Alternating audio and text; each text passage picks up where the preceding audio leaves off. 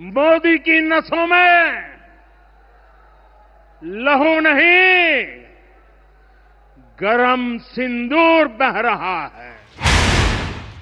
After Prime Minister Narendra Modi's fiery speech in Bikaner, leader of opposition Rahul Gandhi has launched a scathing attack.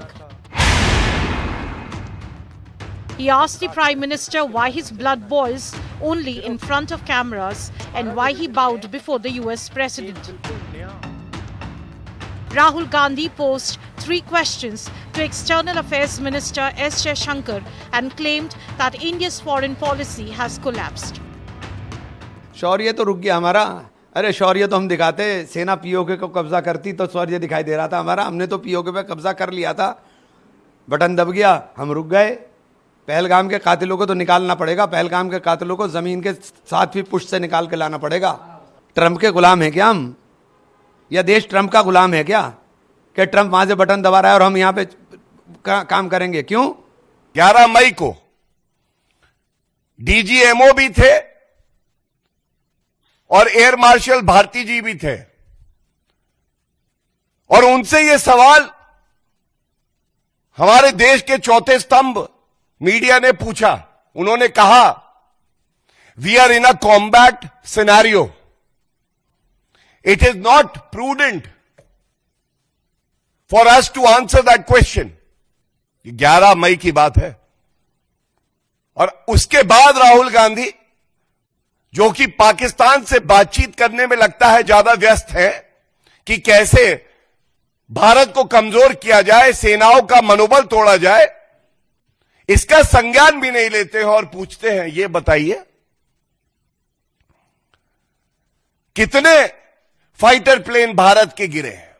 इस fire की पहली घोषणा Earlier, the Congress leader had cited a Jaishankar statement to ask why India informed Pakistan about the attack on terror hubs. BJP MP Nishikant Dubey responded to that criticism. Dubey referred to an agreement reached by the Congress-supported Chandrasekhar government and Pakistan in 1991, in which both nations had decided to exchange information on attacks and mobilization of forces.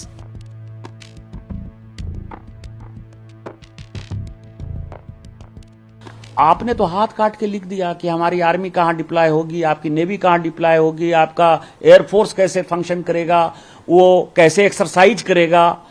तो ये सारी बातें क्या देशद्रोह नहीं है? कांग्रेस ने vote bank की पॉलिटिक्स के लिए देश के साथ धोखा नहीं किया कि उनको बांग्लादेशी वोट बैंक चाहिए, उनको पाकिस्तानी वोट बैंक चाहिए। भारत सरकार को इसके ऊपर जो है देशद्रोह का मुकदमा चालू करना चाहिए, और इस एग्रीमेंट के ऊपर जो एग्रीमेंट बनाने वाले थे, करने वाले थे, उनके ऊपर वो जिंदा है या नहीं जिंदा है वो उनका अपना सवाल है, लेकिन किस परिस्थिति में हुआ ये देश को बताना चाहिए और कांग्रेस के ऊपर एफआईआर करना चाहिए। ये शायद अप्रैल 1991 का साइन किया हुआ अग्रीमेंट है। ये अग्रीमेंट पीस टाइम का है।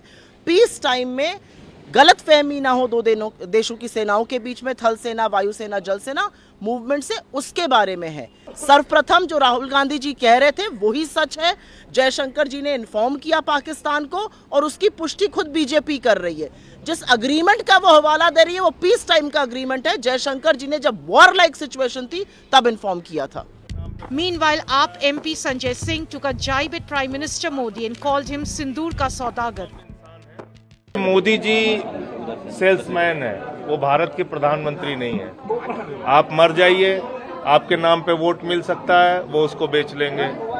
तो प्रधानमंत्री नरेंद्र मोदी एक निर्मम इंसान है। वो मौत के नाम पे, वो हत्या के नाम पे, वो आतंकवाद के नाम पे, वो जवानों की मौत के नाम पे वोट लेना जानते हैं। तो वो सिंदूर के सौदागर हैं, सिंदूर के सेल्समैन हैं, और ये बात आज उन्होंने साबित की है।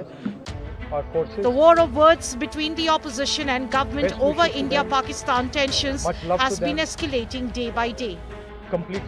Congress President Mallikarjun Kharge this week claimed the centre is fighting a small war against Pakistan.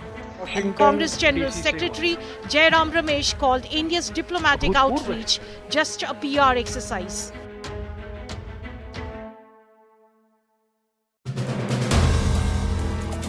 If you like the video, do like, comment, share and subscribe.